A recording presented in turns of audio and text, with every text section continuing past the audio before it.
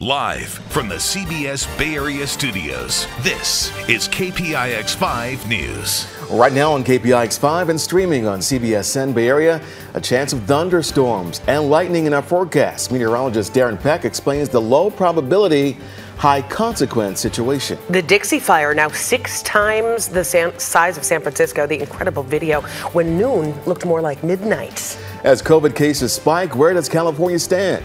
What the governor is doing in the Bay Area this morning, as Dr. Fauci warns the U.S. is going in the wrong direction. This is an unnecessary predicament we're putting ourselves in. And some shocking new video of a Bay Area robbery. The security guard watching it all go down and doing nothing to stop it. Plus, this was a terrorist act against a black community. A local Black Lives Matter mural vandalized the arrest this morning and the calls for harsher charges. Good morning. It is Monday, July 26th, 5 o'clock. I'm Ann Makovic. And Ellen Keys, good morning to you. We begin with that risk of lightning as we look live over the Bay Area. Lightning strikes plus extreme drought could make for some dangerous fire conditions. Meteorologist Darren Peck in for Mary Lee this morning. Darren, so far the chance of lightning still looking pretty low. Yeah, it's only about a 15% chance for today, Ann, and then tomorrow it goes up to a 20% chance. But the way Len put that earlier was spot on. It's a low probability it'll happen. But if we get any lightning, there's a high consequence to that if it does occur because of how dry the landscape is. As far as this morning is concerned, it's just like every other morning. Mid-level clouds, there's no threat of lightning at this point. Those are just, that's the marine layer hanging out over the East Bay. Relatively clear over San Jose. But what happens by the time we get to 11 o'clock noon today, you're going to notice much higher clouds start to fill the sky.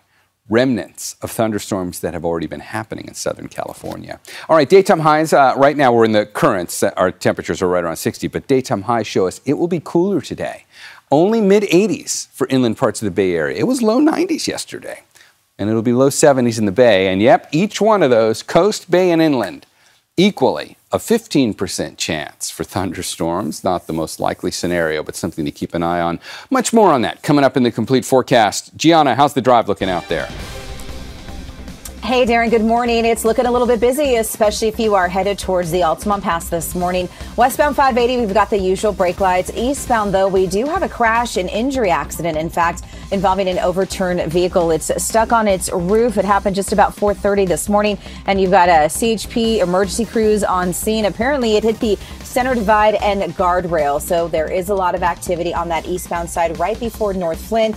We're seeing just some slight delays there. We're really seeing brake lights on that westbound side where we have all the volume and the commute coming out of that Tracy area. So just a heads up, if you're working your way through there, some spectators slowing, making things a little bit busier than usual for your ride, at least at this point. 38 minutes now to go from 205 over towards 680. Now that is our busiest spot this morning. The rest of our major freeways are actually looking pretty good. Keep in mind, though, it is a little foggy this morning, and CHP issued a fog advisory for the Golden Gate. Len, Ann?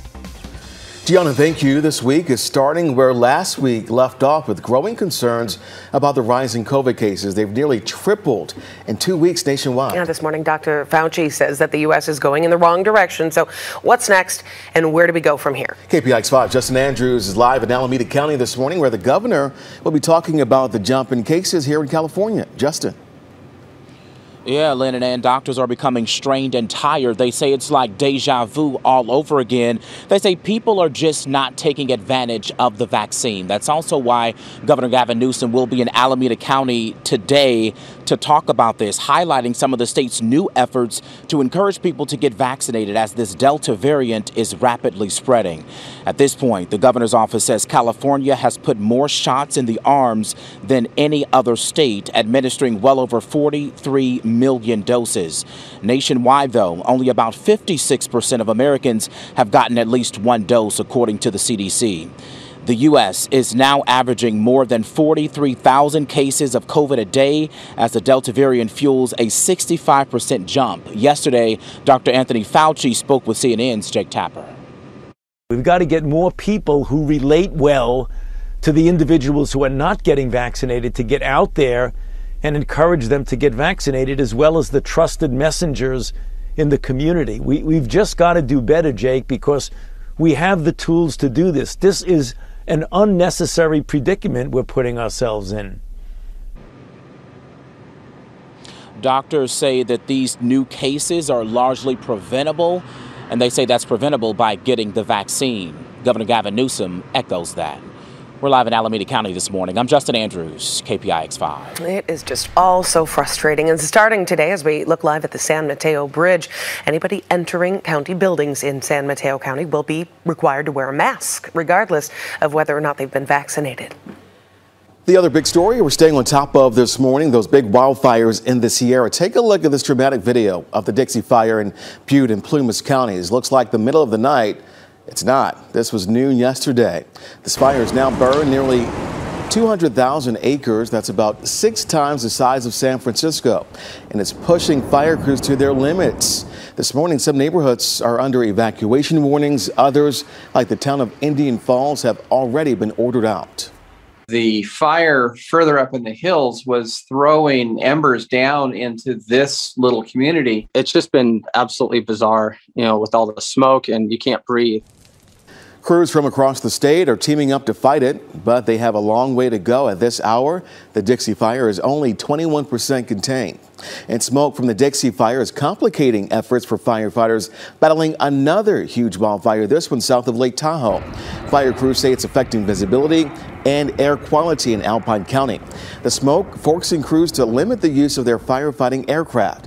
The Tamarack Fire is burning more than 66,000 acres in California and Nevada. It is 27% contained. We've seen a lot of videos of pretty brazen robberies around the Bay Area recently, but this one has really got some people talking. It has been viewed almost 11,000 times since KPIX5's Betty Yu posted it on social media overnight. You can see a suspected thief there covered with a black mask in a San Francisco Walgreens, checking out what appears to be makeup before dumping it into a backpack. A security guard there approaches. The suspect ignores him and just keeps taking merchandise off the shelves and slowly walks away to another aisle. No word yet on any arrests. And in Oakland, Chinatown this morning, the police chief is going to join the Alameda County DA and the FBI to talk about their plans to rein in crime. That follows 2 robberies in broad daylight earlier this month at 9th and Harrison Streets. Many people witnessed the attacks, and one man who tried to stop the robbery was pistol whipped. Business owners are worried about a drop-off in shoppers because of these kinds of incidents, and now some are installing surveillance cameras to try to help people who live and shop here feel safe. Several small businesses have teamed up to raise money to cover the cost of those cameras. What's happening is messed up and we're tired of it. We want to do something about it. We come in pairs, carry pepper spray, and then my girlfriend has a stun gun. And then our head's on swivel. So constantly turning and spinning just to make sure to be safe. Roughly 25 cameras are being installed throughout Chinatown aimed at deterring attacks, or at least catching them on video. This morning, Fremont police are on the hunt for a hit-and-run driver that killed an elderly father. The victim's 24-year-old son says he's basically on his own now. He's dealing with a huge loss and is struggling to pay for his father's funeral and also cover his mother's medical bills. This morning, he's pleading for that hit-and-run driver and any witnesses to come forward. Alan Sham was hit by a car the night of June 30th in Fremont. He died a week later. Police say at the time of the crash, Sham was pushing a cart full of recyclables on Peralta Boulevard. The suspects, driving a dark-colored sedan, stopped briefly, police say, before driving away. I think I'm more angry than sad because someone just hit and ran, What kind of person just does that? Fremont police also say the suspect's car may have moderate damage to its front bumper, hood, or windshield area.